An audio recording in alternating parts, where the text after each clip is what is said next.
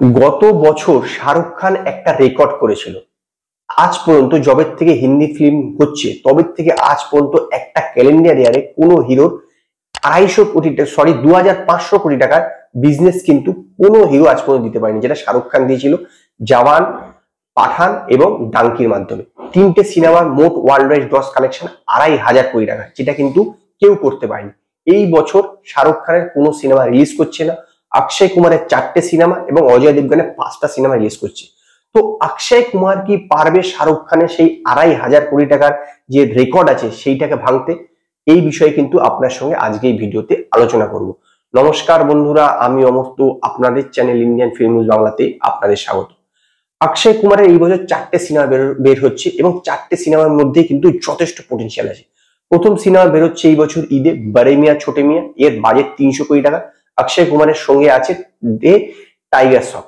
তো এই সিনেমার অলরেডি টিজার এবং কিছু গান বেরিয়েছে, প্রত্যেকটাই কিন্তু দর্শকের মনে খুবই ইম্প্যাক্ট ক্রিয়েট করেছে। আমার বিশ্বাস এই সিনেমার মধ্যে কিন্তু যথেষ্ট পটেনশিয়াল আছে অনেক বড় কালেকশন করা। এমনিতেই এই সিনেমাটা খুব গ্র্যান্ড স্কেলে রিলিজ করে পিভিআর আইনক্স ইন্ডিয়াতে রিলিজ করছে এবং ইয়াশরাজ ফিল্মস হচ্ছে ওভারসিজে রিলিজ করছে। তো এই সিনেমাটা আমার মতে অন্তত 600 কোটি টাকার কিন্তু বিজনেস করবে ওয়ার্ল্ড ওয়াইড গ্রস। আমি মিনিমামের কথা বলছি, 600 কোটি টাকা minimum world wide gross collection করবে। কিন্তু এই যে 2500 কোটি টাকার কথা বলছিলাম, এটাও কিন্তু ওয়ার্ল্ড ওয়াইড গ্রস ছিল। তো 600 কোটি টাকা প্রথম সিনেমার থেকে অক্ষয় কুমারের আসতে চলেছে, এই বিষয়ে আমি নিশ্চিত। দ্বিতীয় সিনেমা আসছে হচ্ছে 12ই জুলাই সারফিরা। এই সিনেমাটা তামিল সিনেমার রিমেক। এটা সূর্যা করেছিল তামিল ভার্সনে এবং এটা ওটিটিতে রিলিজ করেছিল। তো এই সিনেমাতে কিন্তু সেই রকম বিশাল বিগ স্কেলে নয়, অনেকদিন আগেই সিনেমাটা তৈরি হয়ে গেছিল, অনেকদিন পরে রিলিজ করছে। এবং এই সিনেমার মাধ্যমে কিন্তু অক্ষয় কুমার একটু ডিফারেন্ট লুকে দেখা যাবে, অক্ষয় কুমারকে অনেকটা ডিফারেন্ট লুকে দেখা যাবে। এই সিনেমার বাজেট হচ্ছে আপনার 70 কোটি টাকা। আমার মনে হয় সারফিরা অ্যারাউন্ড ওয়ার্ল্ড ওয়াইড কালেকশন করতে পারে অ্যারাউন্ড 200 কোটি টাকা। এটা আমি মিনিমাম বলছি। উঁচুতে গেলে তো মানে ম্যাক্সিমাম তো যা খুশি হতে পারে, সেটা তো বলা সম্ভবই না, কিন্তু মিনিমাম 200 কোটি টাকা কিন্তু এই মুভি বিজনেস করবে। তো 200 কোটি টাকা এবং 500 কোটি টাকা, সরি 600 কোটি টাকা মিলে হলো আপনার 800 কোটি টাকা। তো ওয়ার্ল্ড ওয়াইড হলো 800 কোটি টাকা। এর পরবর্তী যে সিনেমা রিলিজ করেছে সেটা হচ্ছে সিংঘাম এগেন 15ই আগস্ট, কিন্তু এখানে অক্ষয় কুমারের গেস্ট অ্যাপিয়ারেন্স, তো এই সিনেমাটাকে ধরছি না।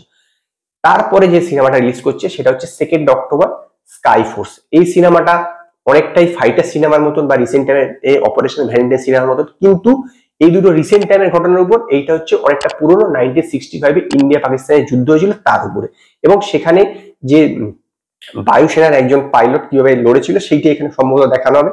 তো স্বাভাবিকভাবেই দেখেছেন ফাইটার অপারেশন ভ্যালেন্টিয়ানের অবস্থা কি হয়েছে বক্স অফিসে।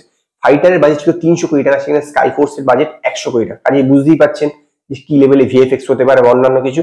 তো আমার যে মনে হয় এই সিনেমার পোটেনশিয়াল এই আগের সিনেমা সারফিরার মতনই, এই সিনেমা অ্যারাউন্ড ওয়ার্ল্ডের 200 কোটি টাকার আশেপাশে কালেকশন করতে পারে। তো 600 কোটি টাকা, 200 কোটি টাকা, 200 কোটি টাকা টোটাল হলো আপনার হচ্ছে 900 কোটি টাকা, মানে 400 আর 500, সরি 400 আর 600, 1000 কোটি টাকা। 1000 কোটি টাকা হলো তিনটে সিনেমার থেকে মিনিমাম ধরে নিন।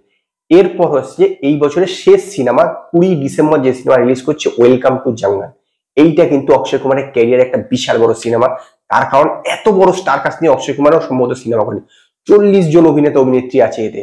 কে নেই? রবীন্দ্র ট্যান্ডন আছে, জ্যাকলিন ফার্নান্ডেজ, দিশা পাটানি, সঞ্জয় দত্ত, আসাদ বসরি, পরেশ রাওয়াল, তারপরে সুনীল শেট্টি, জনি লিভার, রাজপাল যাদব, আর কত নাম বলবো, শ্রেয়াস তালপাদে। তো এরকম 40 জন আছে এবং একটা ওয়েলকাম ফ্র্যাঞ্চাইজি 3 নম্বর সিনেমা, এর বাজেট 250 কোটি টাকা।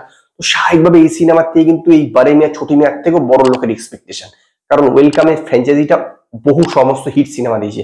তো এই সিনেমাতেও কিন্তু আমার যদি ধরে নিই মিনিমাম, তাহলেও কিন্তু এই যে বড়ে মিয়া ছোটি মিয়ার মতন কালেকশন করে, মানে বড়ে মিয়া ছোটি মিয়া ধরে নিই 600 কোটি টাকা। তো 600 কোটি টাকা আর আগে ছিল 1000 কোটি টাকা, টোটাল হচ্ছে ধরুন 1600 কোটি টাকা।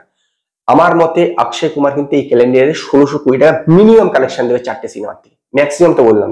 হ্যাঁ, এটা মানতে হবে যে 2500 কোটি টাকা শাহরুখ খানের রেকর্ড কিন্তু অক্ষয় কুমারের পক্ষে ভাঙা কঠিন, কারণ তার জন্য মিনিমাম এই ওয়েলকাম টু জঙ্গল এবং যে বাড়ি মিয়া ছোটে মিয়াকে 800 কোটি টাকা করে মিনিমাম কালেকশন দিতে হবে। কারণ এই সারফিরা বা স্কাই ফোর্সের থেকে কিন্তু বিশাল কিছু এক্সপেকটেশন করাটা কিন্তু ভুল হবে, কারণ সিনেমা দুটো বাজেটও কম, এছাড়াও সেরকম আমার মতে সেরকম বিশাল পোটেনশিয়াল নেই যে বিশাল কিছু একটা রক হয়ে যাবে।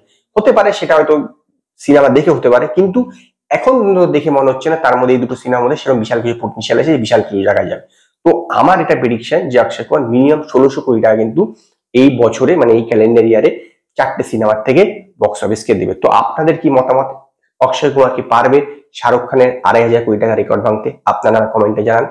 যদি আপনাদের এই ভিডিও পছন্দ হয় তো লাইক করুন, কমেন্ট করুন, শেয়ার করুন, আর নতুন নতুন আপডেটের জন্য আমার চ্যানেলকে সাবস্ক্রাইব করুন।